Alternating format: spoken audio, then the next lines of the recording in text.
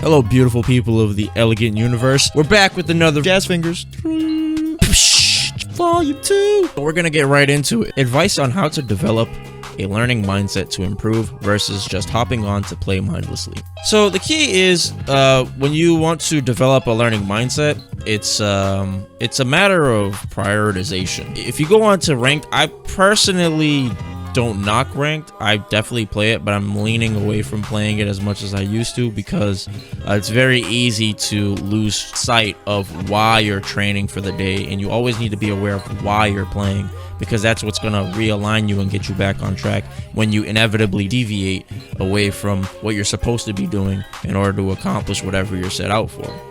So you have to remind yourself, you have to revisit, why are you playing, right?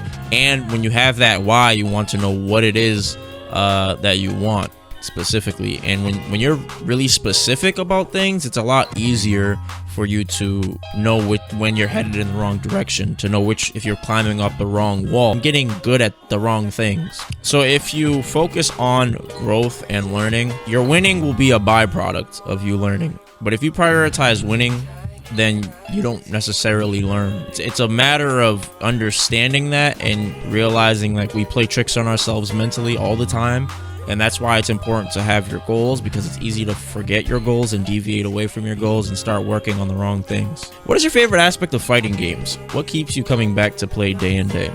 It's definitely the ability to grow as a person. Fighting games, unlike team-based games, you solely rely on you, right? I don't have another player to rely on that can make up for my weaknesses and deficiencies. It's solely on me. I have to take 100% accountability for my results. Not to say that people don't play a part in helping you along the way. Of course, they get their credit. But I mean in terms of just like, at the end of the day, I press the buttons, right? So it doesn't matter how much advice you give me or how much I learn, I still have to commit to taking action. So through fighting games, I've become more patient, more empathetic, more aware of myself, forgiving. I used to be super hard on myself about making mistakes or meeting a little bit of resistance in areas that I knew I could break through. You know, like I've learned how to be successful in overcoming challenges, all thanks to fighting games, you know, because instead of me rolling the dice in life, I found a formula of how to go about getting over these hurdles, you know, because of how I've trained and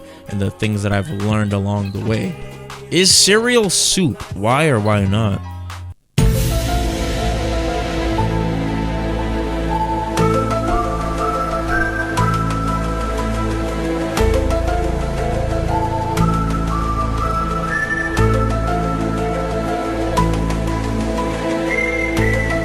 What do you consider to be amazing defense in the game?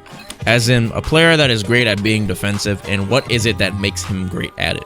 In my opinion, from what I've seen successful players do, the best defense isn't always guessing right. It isn't always blocking. It isn't always teching every throw. You know, it isn't always taking the throw. The best defense from what I've seen, it starts with the mind. It's the mind that says, regardless of what happens, it's okay. You can tell the players that do that if you watch them play. So like Punk, I think Punk's defense is very, very strong. I think people don't realize that because his offense is so good, so they kind of neglect that. You'll see that they don't try to win every single battle.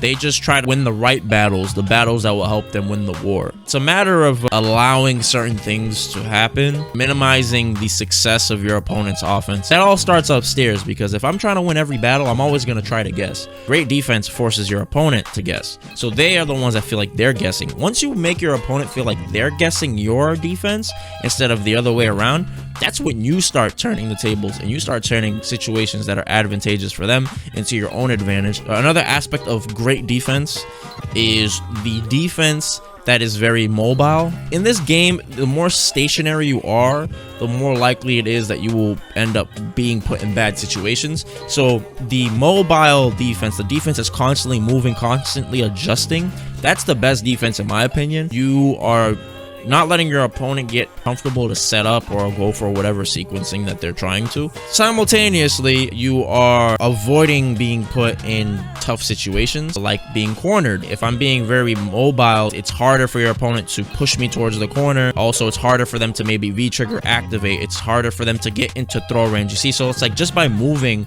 in certain ways. Like if you understand how to move, you'll be able to nullify the chances of being put in a messed up situation.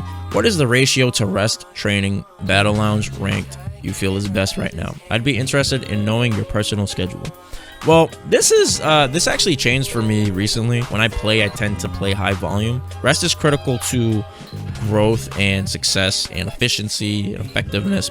You need to give your brain the time to absorb the experiences that you're going through, and then through those experiences, that's where lessons are provided, right? But if I'm not giving my brain the opportunity to break down these situations that I've gone through, I'm just gonna stack more and more situations on top of it. You know, you keep stuffing things down into a blender, it's more likely to break. It's more likely to not even do the job as effectively as it usually does, because you're not giving it much wiggle room, much space to operate. It's the same thing with your brain. Like when you're cramming stuff down, cramming is not conducive. It's much wiser to give yourself a break and let yourself absorb the things that you've experienced.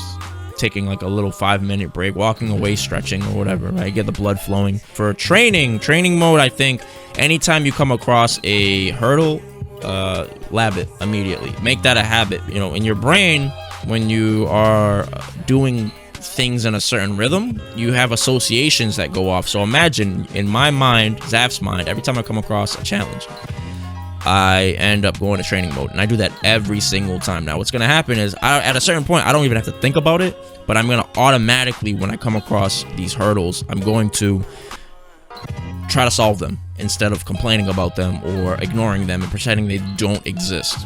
Ranked is good, in my opinion, when you start off learning a new character and you want to practice like the conventional stuff, anti-airs, whiff punishes, you know, dash punishes, stuff like that. Because you know, on ranked, you're going to find a lot of players that are not disciplined or don't have strategy, so they kind of just throw caution to the wind, get a feel for your character and just fail over and over and over again. But then when you want to start creating strategies, I would go into battle lounge, because battle lounge is where you can be more focused and concentrated, and you're playing players of like similar skill level or a certain specific skill level over and over again, so you have a bigger sample size to practice something specifically, right? But you jump onto ranked, the spectrum's so wide, it's 2 out of 3, you don't know their connection, right? It's gonna be very difficult to consistently practice something.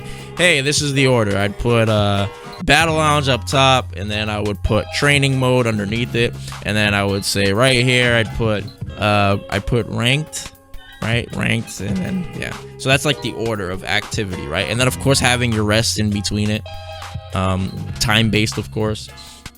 All right, and last question: how do you get past plateaus, or just generally discouraged from playing the game, especially for the low tier kings? Typically, what stops you from getting past a brick wall is that you might give up, right? It's a matter of attitude at that point. If you can shift your attitude to getting excited and not beating yourself up because you have a plateau and taking it personal, and this is coming from somebody that's done this before, right? From my experience, once I've switched the frame of the plateau and I've made it something exciting, then it makes me way more motivated intrinsically to blow past it, right? But if you base it off of like your status, so I'm a bad player, people are gonna think I'm bad, it's very easy to get discouraged and just turn around and walk the other direction, right? Focus in a way where it promotes an opportunity for growth and for overcoming yourself and pushing past your capacity. You'll be a lot more excited about it. I mentioned from many a times throughout my streams about the flow state, right? And when you have the flow state, it's achieved when you have the right amount of challenge meeting the right amount of skill, right? But if you have too much challenge, not enough skill, you produce anxiety, right? And you start to worry and get concerned about things that are outside of the moment. But if you have too much skill and not enough challenge, you get bored, right? So you need challenges. So we have to be honest, of course we need challenges, right? That's what makes us continue to play fighting games, right? On top of the fun factor, it's just the challenges that are alongside that. realize, like, when you're having the most fun, when you are the most focused, when you are in that zone, you're gonna realize it's because the challenge that's right before you, you're not making it bigger than what it is, right? So a lot of times we're making the challenges bigger than what they are because maybe we feel that accomplishing this will fulfill some sort of void. If I get first place at this tournament, I am going to be a good player, and because I'm a good player, that means I didn't waste my time playing fighting games for 5 years. Right? So you're putting this pressure on yourself, and now you're making a mountain out of something that's really a hill. So what you want to do is, when you have a challenge or a plateau, you want to break it down into bite-sized pieces, right? Where it's not this insurmountable thing in front of you, this gargantuan beast. It's like, oh, these are just a bunch of steps I have to take, and it's measurable.